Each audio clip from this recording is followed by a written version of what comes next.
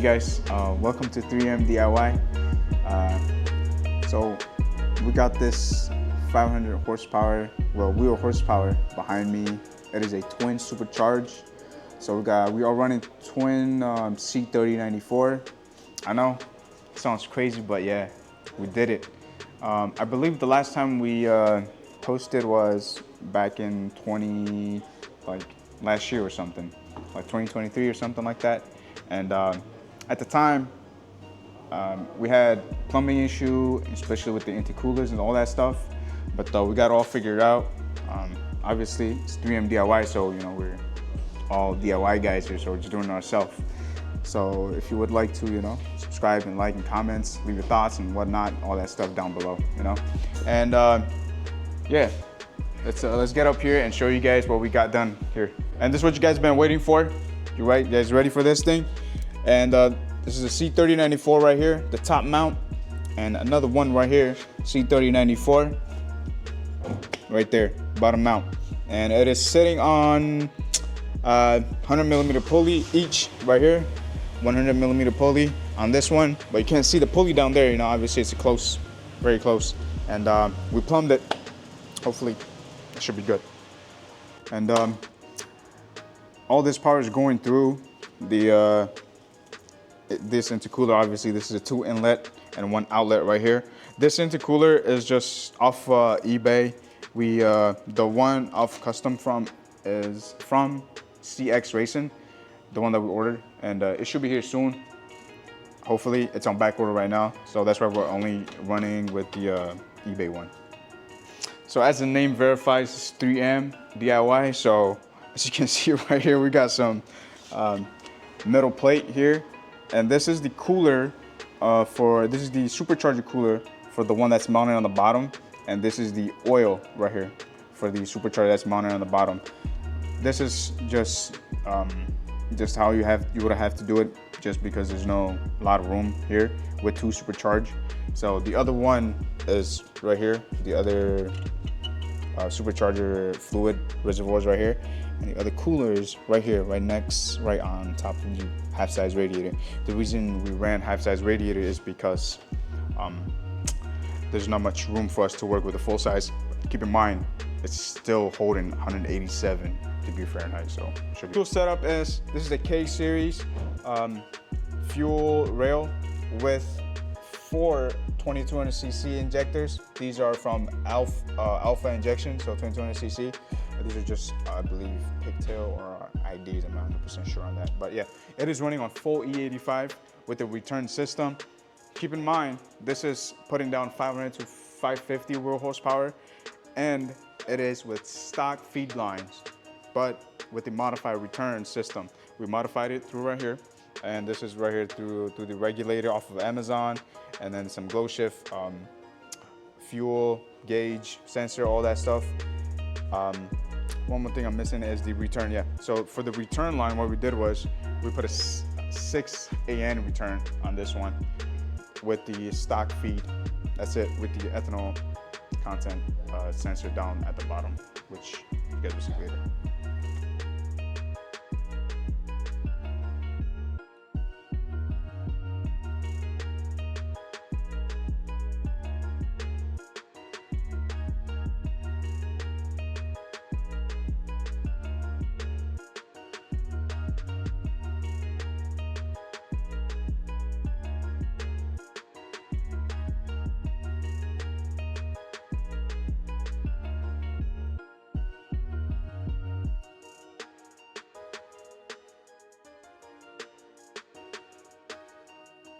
So at this power and at the stage of modifying all that stuff, we want to be safe. And to be safe, you need a catch can for this thing, because all the blow by, you gotta go somewhere. We're not gonna risk put it back in the engine.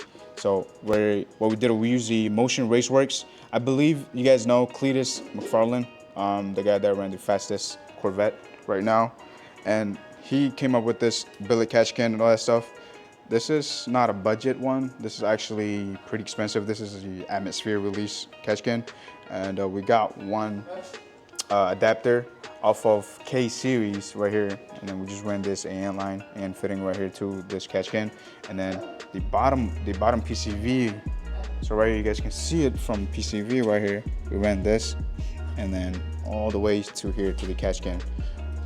So that way, it'll eliminate all these unwanted blowback and all that stuff.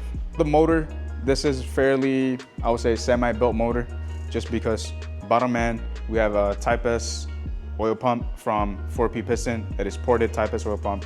And right now we're pushing at 9,000 RPM with that pump. So there's a lot of, oil pressure. We're not losing any oil pressure.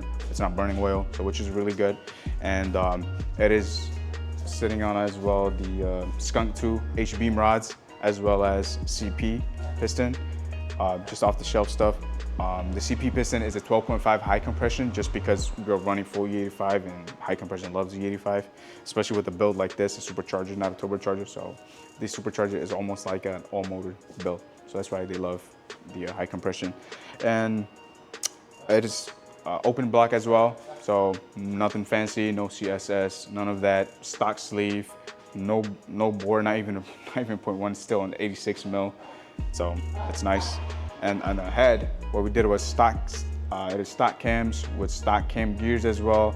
But the only thing we changed was the Supertech retainers, the dual springs, titanium springs, valve locks, valve keep seals, and all that stuff. And right now we are able to run 9,000 RPM just with that. So there's plenty of that going on down there. And as you guys know, all these power has to go through somewhere. So transmission is doing that. And this transmission is, believe it or not guys, it is stock transmission, meaning it is sitting on stock case with stock gear ratio. This is just a rebuilt Synchros kit. We got it from Synchrotech for, this is not even a full master rebuild, just some carbon. We just built carbon, and then the final drive is still stock, as well as the LSD. No M factory, no quaif, none of that. Just still stock, everything on the transmission. Just the carbon we did was the Synchros. We're running carbon Synchros. That's it. One more thing is, at this power and with that amount of stress on this side, just yesterday, well not yesterday, 2 days ago, unfortunately, we broke one of the tension bolt. This tension bolt right here, obviously when it was provided by Kraftwerks kit, what happened is this thing is way too short, so it didn't go through all the way of this bracket. It just literally sat right here like this, like that. It was sitting right there. So obviously there's so much play on this thing because we are running a twin disc on this one as well. So I forgot to mention that we're running a competition twin disc. So it shakes a lot, and due to the stress and not having enough space onto the bracket, what it is literally just snap off. Just because this tension having a lot of stress from, keep in mind, having 2 blowers and 9,000 RPM too. So this is just, I would say this bolt held up pretty well, and I think it did pretty good job. All right. One more thing what we did was to compensate for that kind of issue. We went to Lowe's. We got the bolt, and this bolt, the size is, I believe it's M10 1.25 by 75. So it's a bit longer than the one Kraftwerks provided. So that way we had more room and less of a stress on this bolt. So if you want to run this specific bolt, what you have to do is you have to modify this bracket where the tension set, and this is how you have to, we cut it off right here. I don't know if you can see it, but we cut this piece off right here, just a little bit. We grind it off, and then we put a bigger, well, longer, not bigger, a longer bolt through it, so that it'll hold more pressure and more tension. And before it was just this, it was a shorter bolt, so it was just sitting flush with this bracket, so it didn't help much.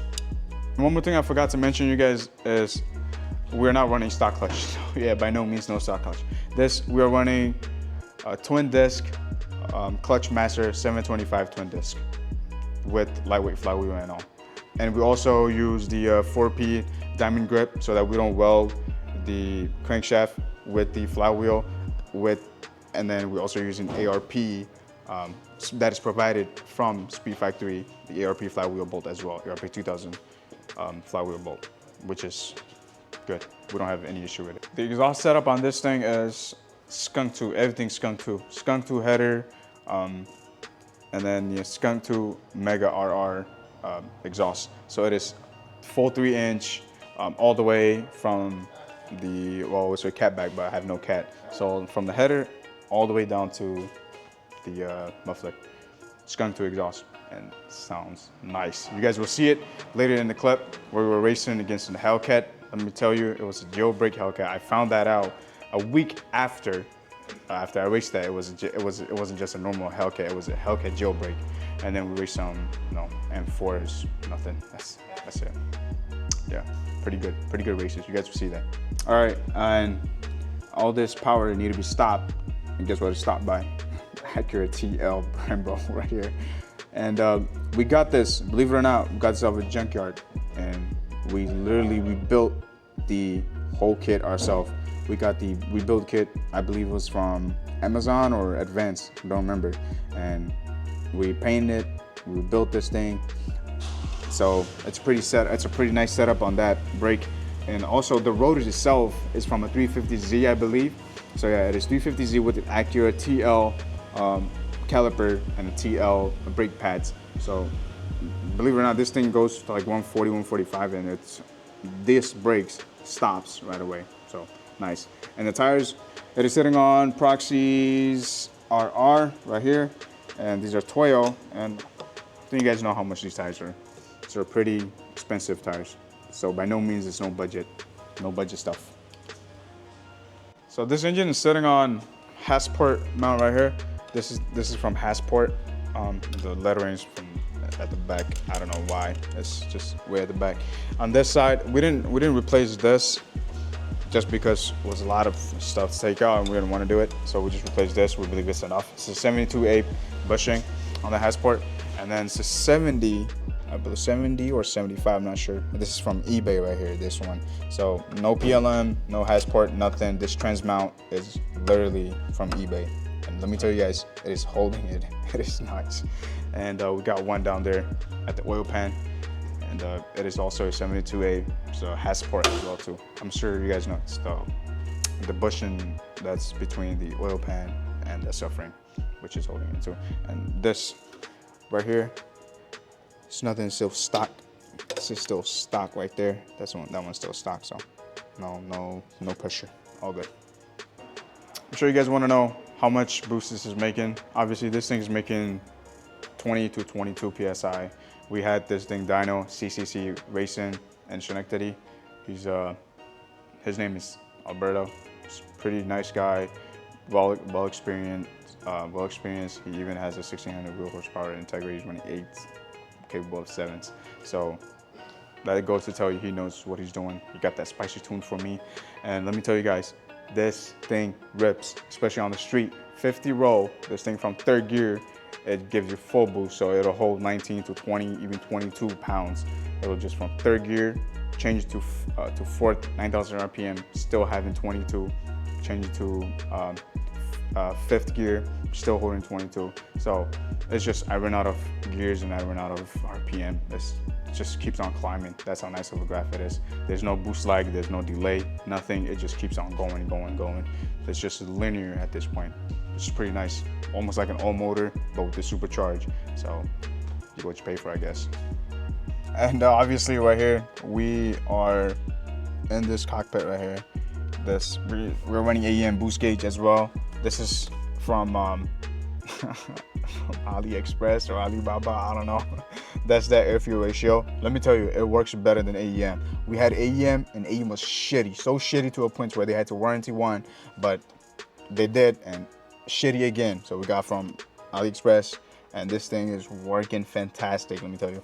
And this is glow shift. This is our I believe this is my oil pressure gauge, and right here I got the fuel pressure gauge right here, and then the Enthral, the E85 gauge right here. This thing is rowdy as fuck. Sorry for this language, but this is nice setup. The fuel pump on this thing is 450 Walboro. We have a relay on this thing, and it's even more than plenty for 500 to 550 horsepower. Can even support up to 600, which is nice.